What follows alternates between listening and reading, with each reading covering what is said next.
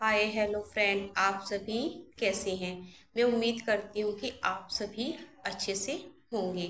आज मैं आपको इस वीडियो में बताने वाली हूँ कि एम्ब्रॉयडरी ट्रांसफ़र को पहली बारी में कैसे सफल बना सकते हैं। उसको सफल बनाने के कौन कौन से टिप्स हैं, आज मैं आपसे उन्हीं टिप्स के बारे में डिस्कस करूँगी। क्योंकि जब मैंने अपना जो है आईवीएफ कराया था, एम्ब्रॉयडरी ट्रांसफ़र कराया था, तो मैंने कौन से टिप्स अपनाए जिससे मुझे जो है आईवीएफ में सफलता मिली।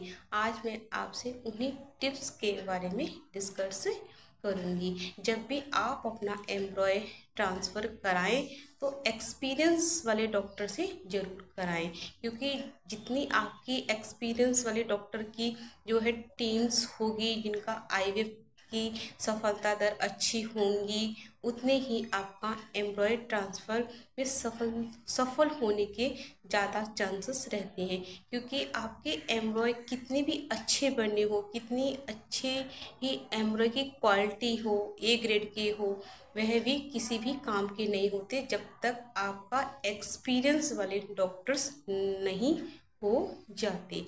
और दूसरे नंबर पर आपको क्या करना है, जब भी आपका एम्ब्रॉयडरी ट्रांसफ़र हो तो एम्ब्रॉयडरी ट्रांसफ़र से पहले आपको मॉक ट्रांसफ़र कराना बहुत ही ज़रूरी है। क्योंकि मॉक ट्रांसफ़र आप कराओगे, क्योंकि मॉक ट्रांसफ़र में जो है आपका एम्ब्रॉयडरी जो यूट्रस में ट्रांसफ़र नहीं किया जाता, इसमें जो है कैथेडल डाला जाता है, यानी कि योनि के द्वारा यूट्रस तक आपके कैथेडल को डाला जाता है। देखा जाता है कि योनि के द्वारा यूट्रस का जो रास्ता है वह सही है कि नहीं है, कहीं उसमें जाला तो नहीं बना, कहीं उसमें गांठ तो नहीं बनी। क्योंकि यह जानकारी हमें जो है पहले ही पता चल जाती है मॉक टेस्ट में, इसलिए आप इसे अवश्य कराएं। और इसको कराने से आपकी जो है एम्ब्रॉयडरी में सफल होने के ज़्यादा चांसेस होते हैं एम्ब्रॉयडरी ट्रांसफ़र होने में। और तीसरे नंबर पर आपको जो है जब भी आप अपना एम्ब्रॉयडरी ट्रांसफ़र कराएं और टीवीएस कराना ना भूलें। क्योंकि आप टीवीएस कराओगी तो टीवीएस में जो है आपको कई जानकारी पता चलेगी कि टीवीएस यानी कि ट्रांस वजाइनल सोनोग्राफी, इस सोनोग्राफी को हम जो है योनि द्वारा करते हैं। इस टीवीएस से आपको जानकारी पता चलेगी कि आपकी यूट्रस की लाइनें कैसी है, आपकी जो है कहीं आपका यूट्रस की दीवारें कैसी हैं, कहीं आपकी यूट्रस में गांठ तो नहीं है, जाला सा तो नहीं बना हुआ है, कहीं मांस का टुकड़ा तो नहीं है। क्योंकि ये चीज़ें, कहीं आपकी जो है ट्यूब्स में पानी तो नहीं भरा है, ये सारी जानकारी हमारे को जो है टीवीएस से प्राप्त हो जाती है। आप इस टीवीएस को जरूर कराएं अपना एम्ब्रॉयडरी ट्रांसफ़र से पहले। अगर आप एम्ब्रॉयडरी ट्रांसफ़र से पहले कराओगी कि इससे आपका जो है एम्ब्रॉयडरी ट्रांसफ़र सफल होने के ज़्यादा चांसेस रहते हैं। और उससे पहले जो है आपको जो है ब्लड टेस्ट कराने भी बहुत ही ज़रूरी होते हैं। एम्ब्रॉयडरी ट्रांसफ़र से पहले आपको जो है शुगर चेक कराना चाहिए, अपना एस्ट्रोजन, प्रोजेस्टेरोन हार्मोन्स जो है आपको करवाना चाहिए।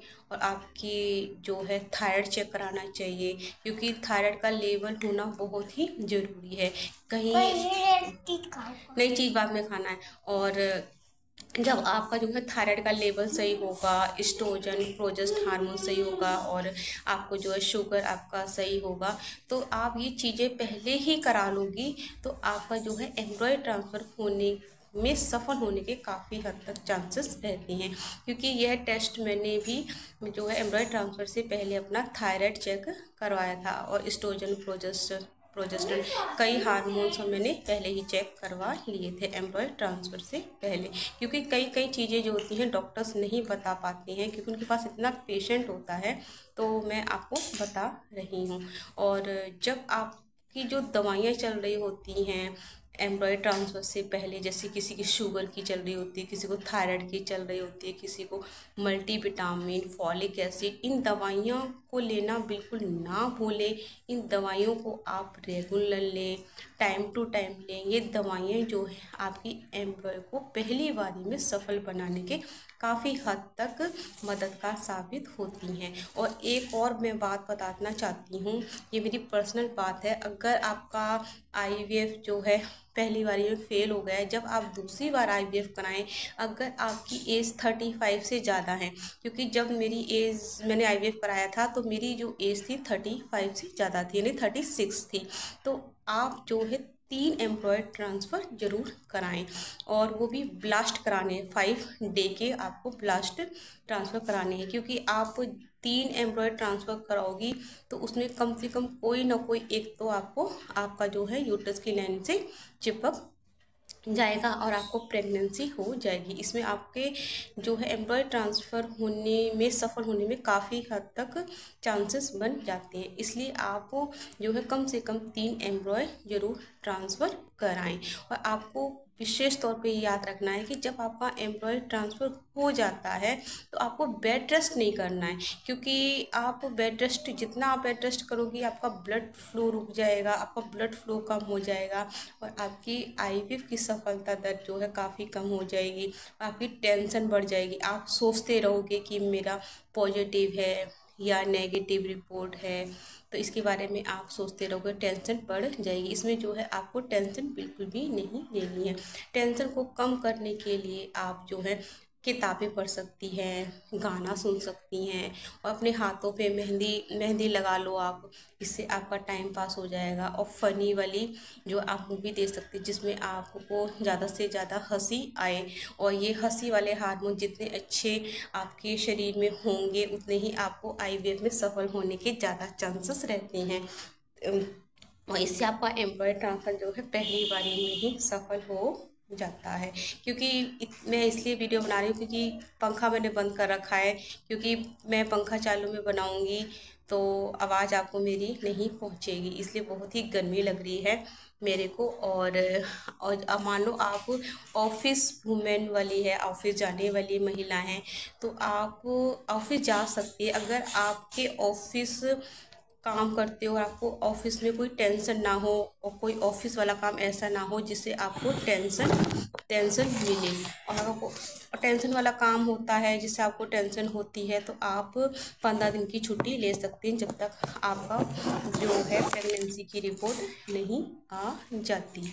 और आपको सबसे मेन बात रखनी है आपकी डाइट, जितनी हेल्दी डाइट होगी आपकी उतनी ही आपके IVF में सफल होने के चांसेस ज़्यादा बढ़ जाते हैं। आपको ऐसी डाइट लेनी है जिसमें आपको भरपूर मात्रा में प्रोटीन, विटामिन्स, फाइबर हो, हरी पत्तेदार सब्जियों का प्रयोग करें, ताज़े फलों का प्रयोग करें, और फाइबर का प्रयोग करें। ऐसा खाना खाना जाए जैसे में अधिक से अधिक मात्रा में फाइबर हो, जैसे कि आपको जो है छिलके वाली दालों में सबसे ज़्यादा फाइबर मिलता है। और आपका आटा जो है चोकर युक्त होना चाहिए, जितनी आपके आटे में चोकर होगी उतना ही आपको फाइबर मिलेगा, क्योंकि ये फाइबर जो होता है आपके पेट को साफ रखता है और आपकी गैस की प्रॉब्लम को जो है काफ़ी कम कर देता है। और आपको क्या चीज़ नहीं खानी है, आपको जो है जंक फूड बिल्कुल नहीं खाना है जब तक आपकी प्रेगनेंसी की रिपोर्ट नहीं आनी। मैं तो कहती हूँ कि पूरा 9 महीने ही नहीं खाना है, क्योंकि मैंने पूरे 9 महीने नहीं खाया था, ना ही इसमें पिज़्ज़ा, बर्गर, चाउमीन, चाय, कॉफ़ी, कोल्ड ड्रिंक, बिल्कुल भी इनका प्रयोग ना करें। नहीं करोगी तो ज़्यादा बेटर ही रहेगा।